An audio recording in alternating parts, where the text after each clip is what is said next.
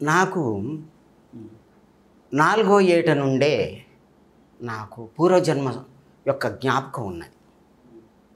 ఆత్మజ్ఞానం మహాత్ములు కలిగించారు, ఇద్దరు దివ్య పురుషులు. అది మంచిగా నాకు జ్ఞాపకం. ఆత్మ అంటే ఏమిటి అనేది శాస్త్రాల్లో చాలా తక్కువగా ఉంది, కానీ అంతకంటే ఎక్కువగా నా అనుభూతి పొందాను. ఆ మహాత్ములు కూడా నాకు జ్ఞాపకం ఉన్నారు 4వ ఏట నుండే. అప్పటి నుండి నాకు ఏమనిపించేదంటే, భగవంతుని పొందాలి, భగవంతుని పొందటానికి ఏ విద్య చదవాలి అంటే సంస్కృతం. సంస్కృతంలోనే అన్ని భాషలు ఉన్నవి, సంస్కృతంలో వేదము, శాస్త్రము, పురాణము అన్నీ కూడా ఉన్నాయి.